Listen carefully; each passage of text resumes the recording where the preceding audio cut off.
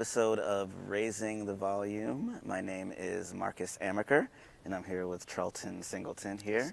Yes. I'm excited about this episode because we really wanted to get together and just hang on the topic of music, because we're such big music fans. Correct. And I think the level of our love of music goes pretty deep.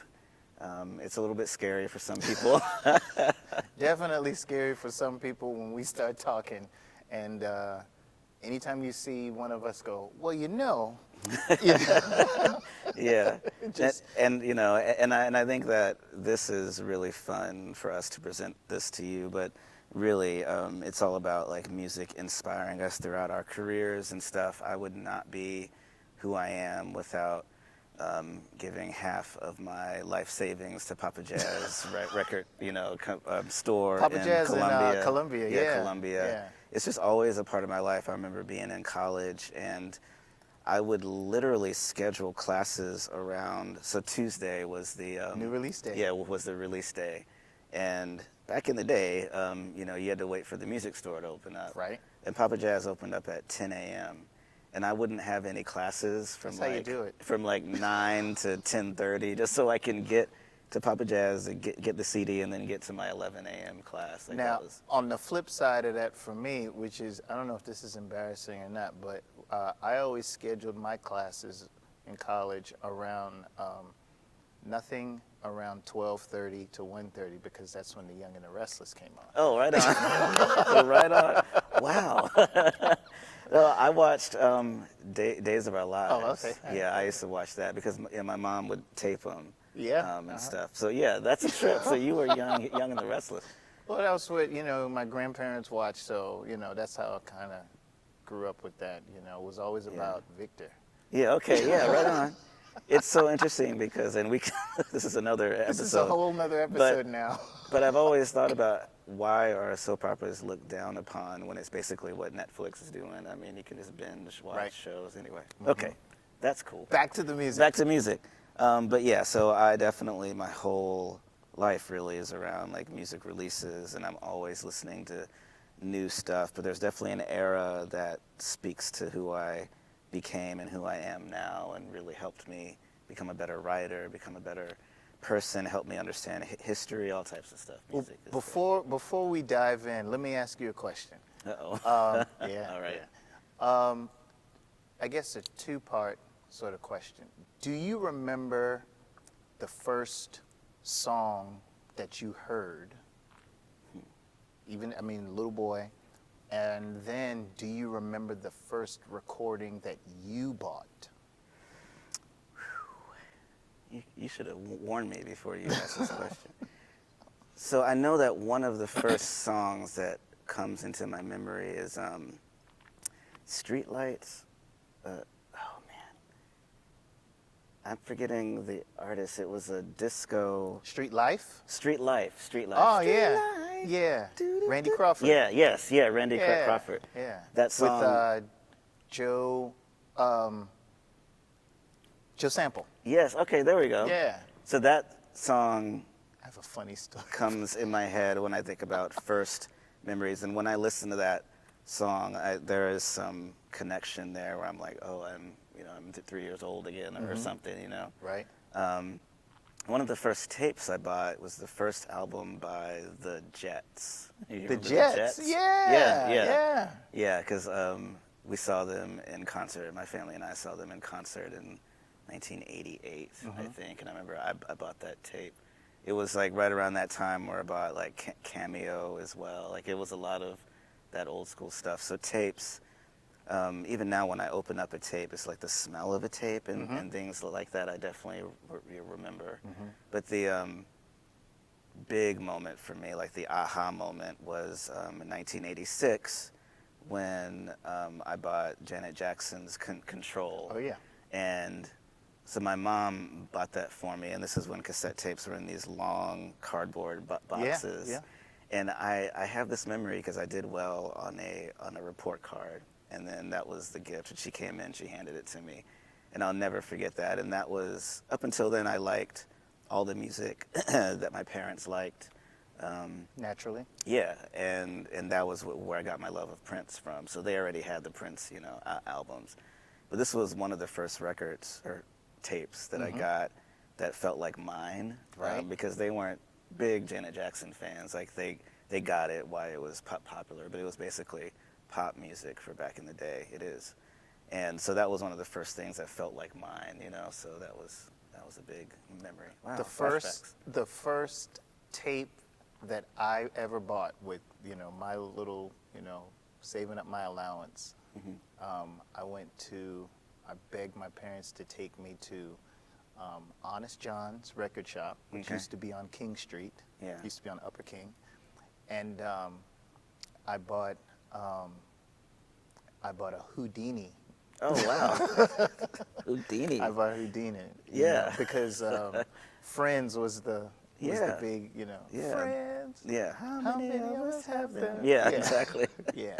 Yeah. So that was the first one that I bought. But growing up in our house, we had an interesting sort of music thing going.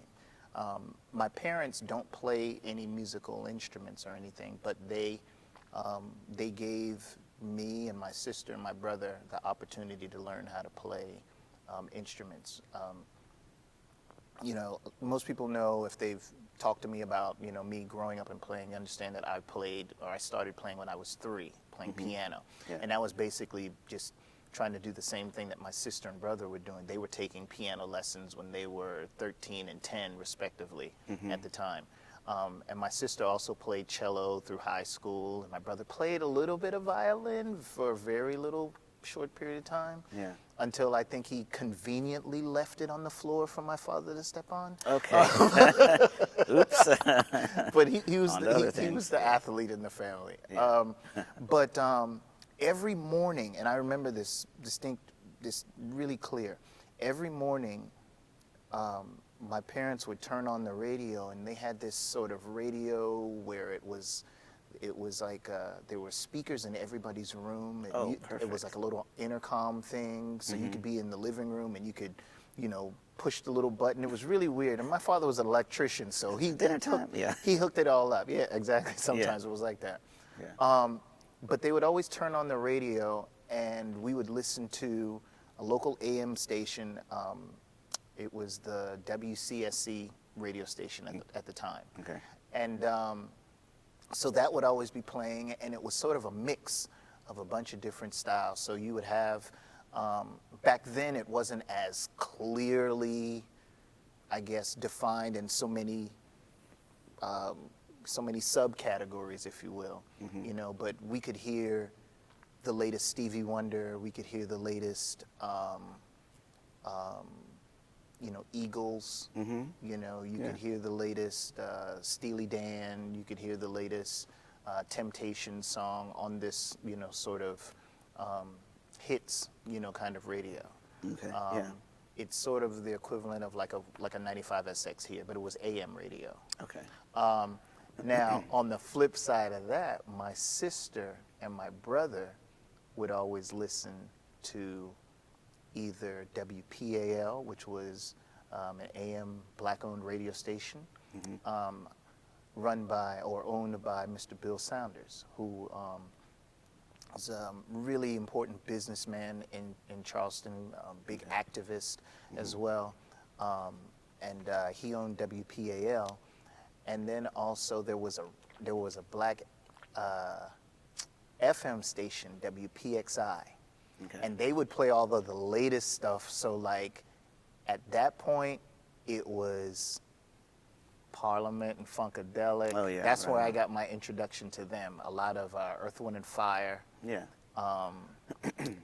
Bootsy Collins had just come out, or Okay. just sort of left, and become solo Yeah, and yeah. everything. So those are some of my earlier recollections. And my sister was very big into vinyl. Cool. Back then it was all about vinyl. Yeah. And so my sister would manage to, get mom and dad to buy her, the latest record or whatever have you. And I specifically remember she bought the Bootsy Collins record, and I was terrified of it. Yeah. Well, just the glasses and everything, it sort of scared me. Yeah, I yeah. was a little kid at the time. Yeah.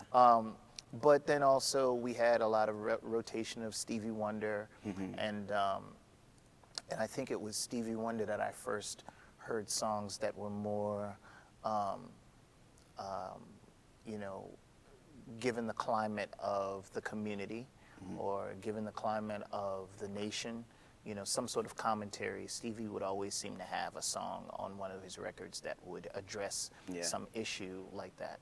And so my sister had a lot of those records, and she would constantly play them, or we'd go to a cousin's house in the neighborhood or something, and they would have listening parties, much like we do sometimes, you know. Yeah. So that's kind of my first recollections of music like that.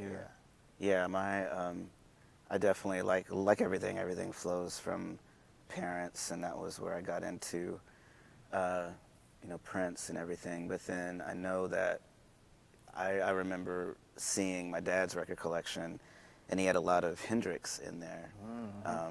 And that really inspired me, because still there was this narrative that, you know, rock music doesn't belong to black folks or something. So it felt dangerous to me, and I think I latched on to that and really got into a lot of rock music. And I found growing up, I always tended to gravitate toward, I guess, the quote-unquote weird stuff. The stuff that wasn't really mainstream, I was all about. And I think it was a product of me moving around so much, too. When I lived in Okinawa, Japan, there was only one radio station there that had English songs in it. FEN was the radio station. So we were at the mercy of that. So I remember really getting into music and listening to, you know, like Japanese radio stations and all types of stuff, and really getting into a lot of different types of music. And that was how I kind of morphed into really getting into like alternative, like folk music. So by the time '90s rolled around, grunge was like, that was it for me. I watched MTV every day. I had VHS tapes of all of the Soundgarden videos, like all the, you know, Nirvana stuff. And but then I was thinking about this the other day. One of the biggest impacts on me was when trip hop started. So it's basically just English bands doing soul music over hip hop beats, you know. But for some reason, when that genre, I guess, came, I bought everything. Like I remember going to Papa Jazz and just buying, and if they had a little section, I would just buy it because I liked the cover and everything. And that got me into electronic music, which is probably my primary genre right now. But yeah, just everything is kind of mixed in there. I think when people see my record collection, they're like, "Whoa, you listen to a lot of stuff." That's right. It's going to be interesting to see what my daughter listens to, because whatever mood I'm in, like I could be listening to like metal, you know, or like bluegrass or hip hop or something. So it's going to be interesting what she takes from all of that. She might not like any of it, which is fine. But so her first performance on the talent show in kindergarten is going to be, you know, an event. Yeah. Metallica, like it's going to be like, what's going on with her? Yeah. and it's not going to be the popular Metallica. Oh, it's no, going to be like, yeah. like Saint Anger, which Right. like nobody liked. Anyway, so you brought some records. Yeah, and I brought some I was too. sort of just, and they all kind of, you know, represent, I guess, a little bit of everything, or at least what I wanted to talk about. First of all, I brought this one. Wait, who is that? I've never Seen heard this of him. guy? Yeah. I mean, you know. Is that Justin Timberlake? It is not Justin Timberlake. okay. However, we get a lot of that lately. Yeah. No, of course, this is, you know, Thriller, greatest of all time, you know, greatest selling record of all time. And the thing I like about this album is the songwriting in it. And I didn't start really doing this until maybe a few years ago, but I started to really pay a lot more attention on the credits.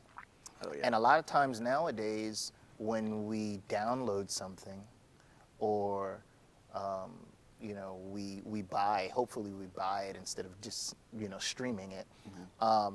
A lot of times it doesn't give the credits. You have to go separately online or something to read the credits. And reading the credits is always important for me because you see all of the other musicians that play on it. You see some of the different songwriters. When I would go out to schools and I would speak to students, and sometimes they would be shocked and amazed and surprised, and it'd be gasps, when they find out that some of these artists don't actually write the songs that they sing. Yeah. And I could understand that, especially for the younger, for the younger kids.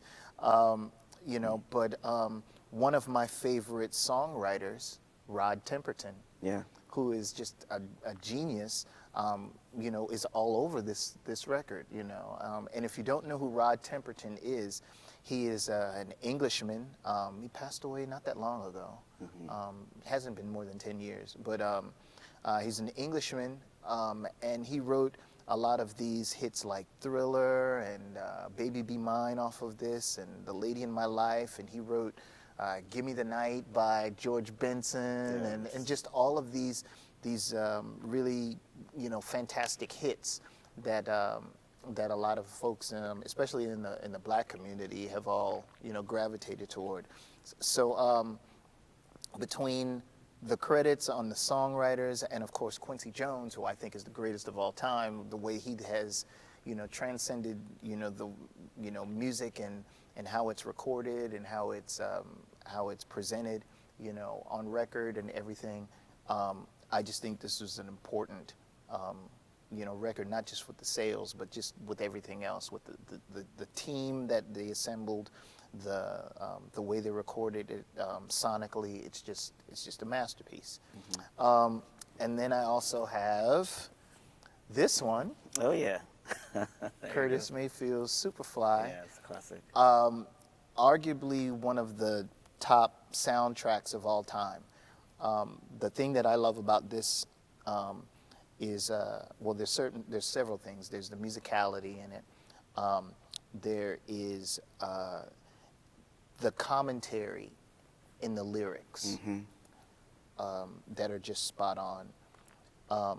The fact that back then, and unfortunately for us now, we don't have, or there's not really a lot of movies that come out as a soundtrack that have one artist that do the whole soundtrack.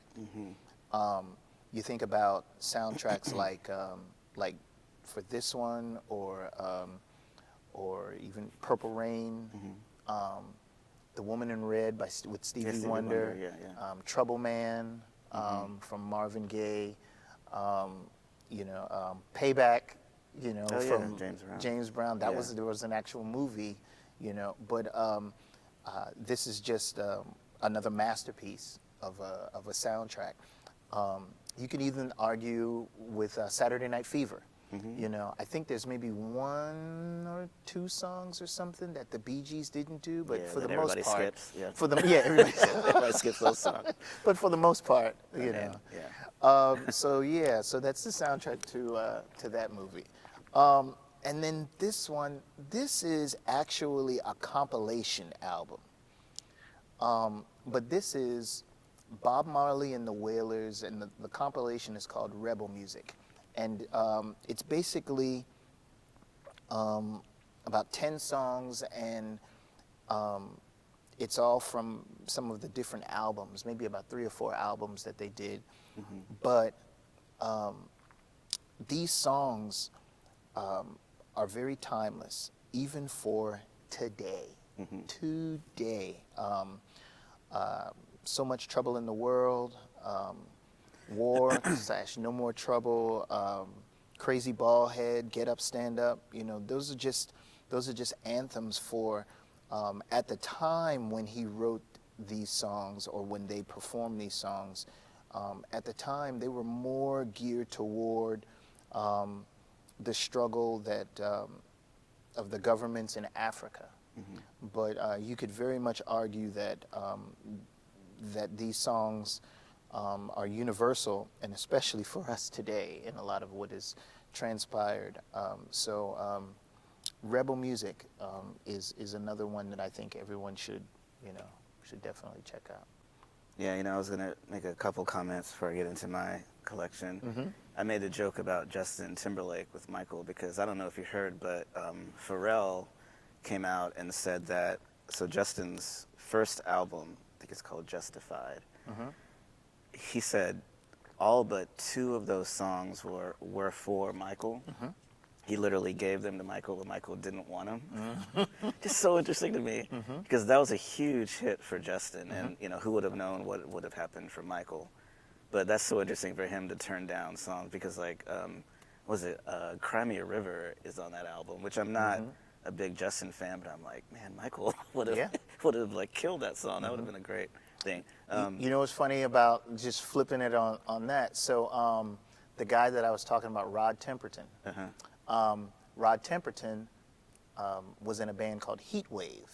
Mm-hmm. And Heat Wave wrote, they had like a Boogie Night, Oh, yeah. or The Groove Line, or Always and Forever, which is a big, huge Oh, yeah. ballad. He wrote all of those songs, and he was the keyboardist in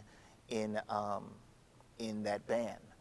And the story goes that Rod Temperton, even though he left Heat Wave, he always offered them every song that he wrote, just because he was like, "You're still my Oh, wow. my boys." Okay. He offered them every song that he ever wrote, and they would either say yay or nay. Mm-hmm. They turned down "Rock with You." Oh, wow. Wow. Yeah, think about all of Who the listens to that and they're like, nah, yeah, all of those songs that like Michael Jackson and like I Yeah. said and Yeah, they made it. George Benson and all of these other greats and everything, and they turned them down. So amazing, But that I thought of that when you said that. Yeah. The thing with JT and Yeah, and it's the Mike. same thing. And then Bob Marley, I think, is somebody that was a lot more radical than people think. Oh, gosh, yes. I think that, unfortunately, it's the same thing that's happened with MLK, I think, is that people have made him out to be something that he really kind of wasn't. But he was really, but Bob was like really, really speaking on some radical stuff. Very. Yeah. Very much, and definitely not afraid. Yeah, oh yeah. Yes. So I brought 4 albums. I'm gonna talk about how these albums have been important to me. The first one is Ani DeFranco, Not a Pretty Girl, which came out in 1995. And lyrically, the reason I write the way that I write is because of Ani, and I'm just gonna read just like a little bit of one of her songs, and she still writes like this, but got a garden of songs where I grow all my thoughts. Wish I could harvest 1 or 2 for some small talk. Seems like I'm starving for words whenever you're around. There's nothing on my tongue and so much in the ground. Like I just, when I heard that, I'm like, what? That metaphor is crazy. The way that she weaves the words are awesome. But this album, Not a Pretty Girl, came out in '95, and it was my first true understanding of feminism, and also really liking the guitar work as well. I became like a really big fan of the acoustic guitar because she plays the guitar like it's a percussive instrument. But also what I love about her is that she started her own record label. I was going to ask you about that. I was going to try to jump into that. Yeah, and that's, I think, one of the biggest impacts on my life is to realize that, she came out during a time where a lot of major labels were looking for the angry female singer. Like you look at Alanis Morissette, unfortunately she's, stereotyped as that. But there was a lot of different female musicians that came out that were signed because record labels wanted their Alanis, And Ani had already been doing her work, and everything caught on. And then she's like, I'm not going to sign to a label. I'm going to sell my own stuff. Started her own label, and she's put out like 20-something albums. Right. There's another one coming out next month. It's amazing. So anyway, this album is really great. TuneYards. Have you heard of TuneYards? Just the name. So TuneYards, there's no way to describe what this album is. I would say it's like funk, but it's definitely indie. I saw TuneYards play here at the Music Farm a few years back. But this album, Who Kill, came out in 2011. And it's one of the first albums that I could not define the genre, because clearly I don't know how to talk about it right now. But it's just really great, and she produces all of her own stuff. She loops. When I saw her on stage, she was like playing the drums, and then that looped, and then she played the violin, and that looped, and she was singing, and there's keyboards and all types of stuff. TuneYards, this album is super inspirational for me sonically. If you listen to this on headphones, you haven't heard anything like this. And it's one of the albums that I think you can hear that it sort of has this organic sound, so it's almost like you're stepping into somebody's house or something, and they're making it. It's really great. I think Fiona Apple did a good job with that on her last album. 9 Inch Nails. I had to bring 9 Inch Nails. So Yeah. year zero. Man, I could talk about this forever. This album came out in 2007, and just the design of it alone, this is going to be awkward, but you've got one hand holding the Bible and the other hand holding a gun. And Powerful. so I remember the CD of this, it actually changed color in the heat. Like there was some sort of technology on the CD, so it started out black, but when I took it out of the CD player in the car, it was white. I'm like, what is going on? And he actually created some sort of like augmented reality. So there was a website that was launched where you found the story. But musically, there's nothing like this. It's violent, but it's also like really funky. Like it's really interesting to mix all of those sounds together. But I saw an interview where Trent was talking about the making of this and how a lot of it was done on a laptop because they were in the middle of tours and all the songs were coming to him, so he didn't have all of the equipment. But this album, front to back, like really defines a lot of my early Charleston life. So. And he did that one by himself. He recorded. Yeah, everything on his own. And Trent is like, which is an amazing feat to do. Yeah. You know, I don't care who you are. If you can record a whole album, you know, or just even a song for that matter, by yourself, in the manner of what we hear, that's an amazing accomplishment, an amazing show of musicality and skill. Yeah, and if you listen to any of my electronic music, like I'm just trying to be Trent Reznor. I mean, Right? And even when I feel like I'm doing something that's different for me, I'm like, oh, this sounds like, you know, Right. like a 9 Inch Nails thing. And last record I bought is A Tribe Called Quest, Midnight Marauders, came out in 1993. What is wild to me, little shameless plug, I'm now really good friends with Phife Dawg's mom. Nice. Which is really crazy because I bought this in 93 on CD and just wore it out. But as far as my understanding of spoken word and hip hop, it was this. Prior to this, well actually, so the album prior to this, The Low End Theory, came out in 91, Right. which is a really great album too, and that album hooked me. But it was almost like they like solidified it here. But prior to Tribe, my understanding of rap music was what mass media told me. So it was like, oh, this is dangerous music, it's fearful, it's violent. I mean, yeah, there is some music that's like that, but it's a whole genre. There's all so types much of more in different there. artists. So Tribe was the first group that I listened to that the mass media didn't feed to me, and it fueled me. But my understanding of hip hop is A Tribe Called Quest, and even the stuff that I listen to now, like new artists, I'm like, oh, you know, there is a little bit of Tribe there. There's some influence from Tribe. So. Definitely. Yeah. So anyway, Tribe is amazing. There, I mean, gosh, we could do a whole nother episode on hip hop. Yeah. Oh yeah. Oh my gosh. Really quick into that though. You know, they're different styles, but you know, a lot of times I'll see people you know, when they talk about like basketball, for example, they say, you know, who's the greatest? Is it is it LeBron, or is it you know, Michael Jordan, or is it Kareem, or Bill Tim Russell? Duncan. You know, all of this stuff. It's obviously Tim Duncan. It's obviously Tim Duncan. Okay. Yeah. Yeah. The big fundamental. I mean, yeah. It's not even a question. It's No. not even a Okay. question. Yeah.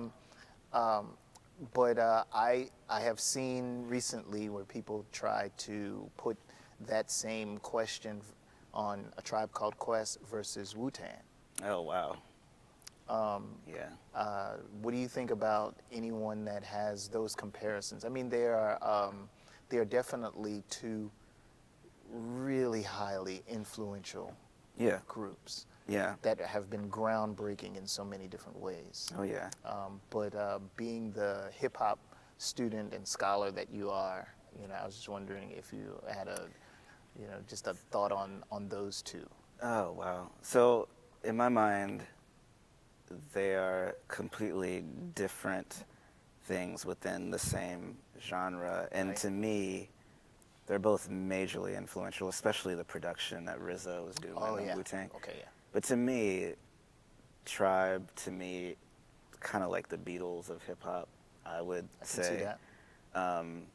Just because of so early on when Tribe came out in like 1989, just the Afrocentric vibe, what they were writing about, it was almost like it made it safe to be a black like geek or black nerd. Like it felt like this is my tribe, you know. It was almost like they were speaking for the people that felt outside of the mainstream, because a lot of the songs are abstract and everything.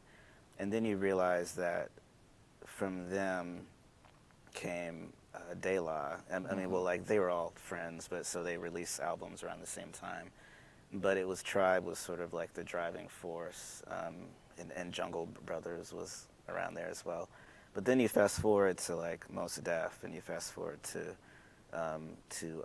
like the Roots. You know, you fast forward to Chester Watson, who's out now, who's like amazing. You look at some of the stuff that Saba is doing now, No Name. I mean, the way that they mix jazz and hip hop, I think started in my mind with Tribe. There might have been probably were some other bands that were doing it, but Tribe just, when they did it, it made it safe for other people to be a little weird, you know, quote unquote, in hip hop.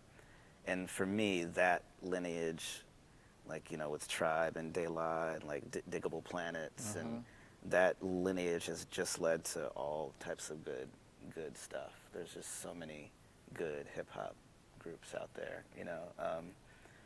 Kendrick, you know, like all of this, like they all kind of came from Tribe, in my opinion.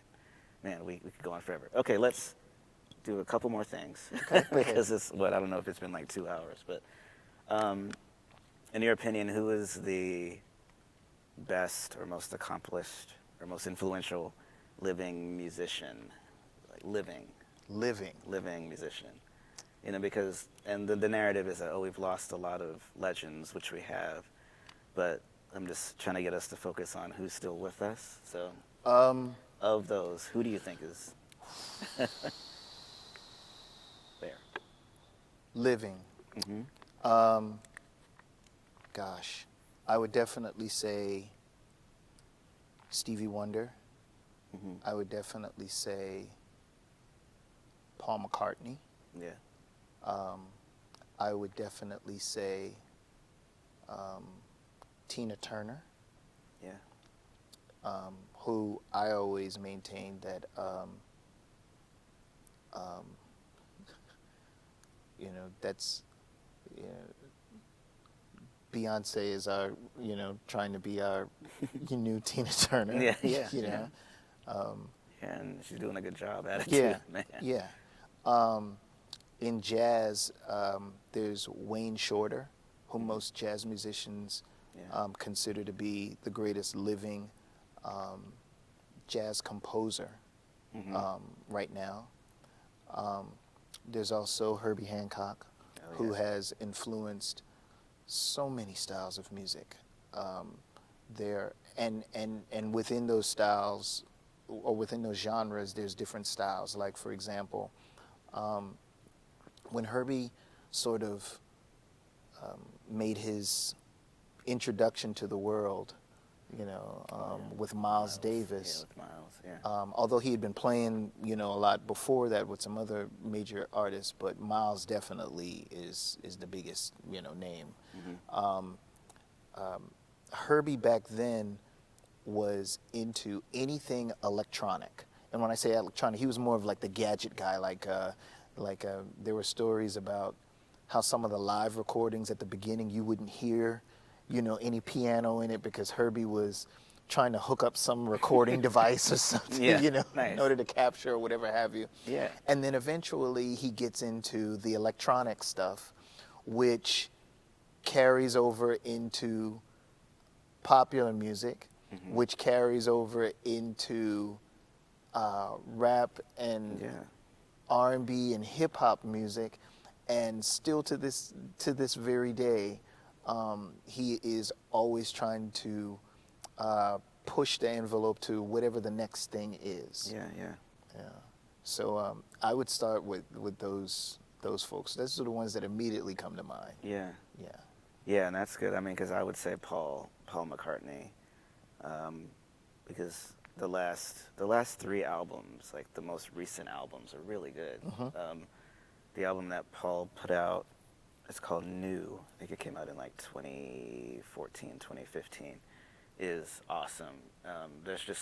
He can still write a pop hit. Oh yeah, definitely. And it's sad that there's a bit of ageism, in radio, because nobody's really going to play it on a massive scale.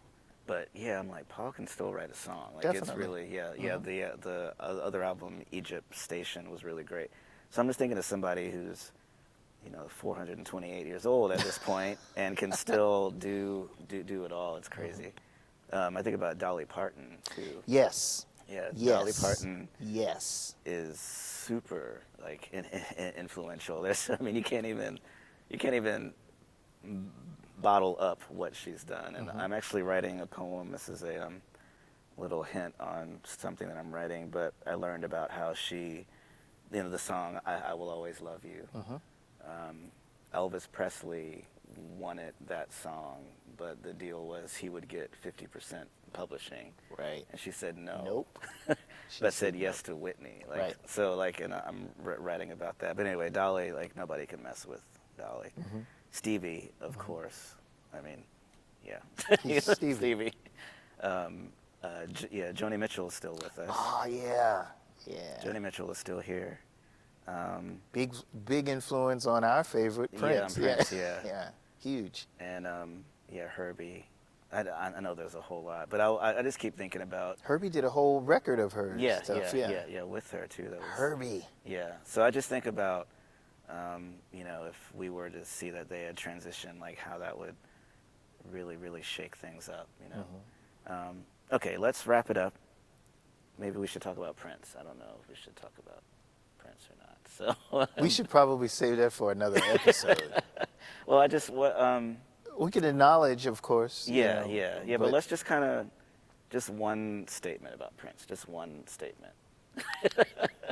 If you can do one statement, I don't know if I can do. For me, just the GOAT. Yeah, greatest of all time. He was a ridiculously prolific songwriter. He was a master musician, so much so that people that played one particular instrument for many years to master that instrument would literally be afraid when he played their instrument. Yeah. His work ethic alone is the envy of so many people because of how he went about his craft of writing and recording and performing. And he was just so driven. And the amount of music and the amount of people that are in the business that are so well respected but also respect him at such a high level. Mm-hmm. That's why I consider him to be the GOAT. Yeah, I could go on forever, but there's so many things that were influential about him, and I think one of the things among many is just, that work ethic. It's a little bit weird to see how much music he wrote, because I think it was to the detriment of his personal relationships. Mm-hmm. But it is unreal how much music was out there. But it is also inspiring to think about somebody who worked on their craft so much and kept on working. It really reminded me of when I watched the documentary about Michael Jordan and the Bulls, about how, when Michael, his first Bulls team that he was on, they were all, partying and stuff. Mm-hmm. And he was like, I'm going to go to the gym, and work. Mm-hmm. So, just that work ethic is really amazing. But I think just the innovation, too, with technology. I remember in the 90s not really understanding what dial-up was and all that. But then as soon as something was available, as soon as a new technology was available to everybody, like Prince was in there, Mm-hmm. So being able to download an album, download 4 or 5 CDs and print out the artwork and have it for yourself. I mean, in the 90s, that was crazy. That's right. And then just the fact that later on, in his later years, he was still doing things in a subversive way that it kept you hooked, or at least it kept me hooked. I was there from the end, or to the end. But he didn't play by the rules, and I've always appreciated that. Because it's being a pop star, being a rock star, whatever, it's almost as if you have to be in front of people and you have to let them know what you're doing. But he would just pop up with like 4 or 5 albums. You're like, what? What's going on? Just that quick. Yeah, and I do appreciate when I visited Minneapolis, seeing how much of the community he touched too. That's on the top of my bucket list to go there. Yeah, to go in this time. Okay, yeah, that's right. I remember that. But there's a story. Yeah, one of the first things that my wife and I did in Minneapolis is that we went to a cafe and they had a dish that was named after him or something, and I was like, oh, that's cool, because Prince was from here, and the guy was like, no, he actually funded this whole cafe, this thing's like that. So his footprint was everywhere for his local community, even though he was a global star. Definitely. And I'm not saying he was perfect by any means, but I just think that he understood what to do with money, and he was almost a prison to his muse. It's really interesting. Anyway, we should stop. His philanthropy is now just starting to come out. Yeah. Something that from what I've read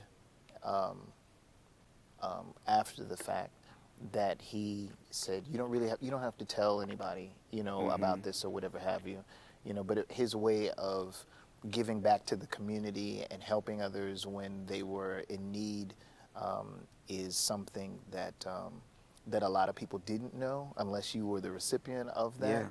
But it was plentiful, and not saying that monetarily, but he always helped a lot of different people and organizations, especially. Oh yeah. It's pretty cool. Just one off the top of my head that I remember that that I think everybody would probably know of is when they recorded the basic tracks for Purple Rain at First Avenue. It was actually a fundraiser for the local ballet. Yeah. So that's something that is good to see.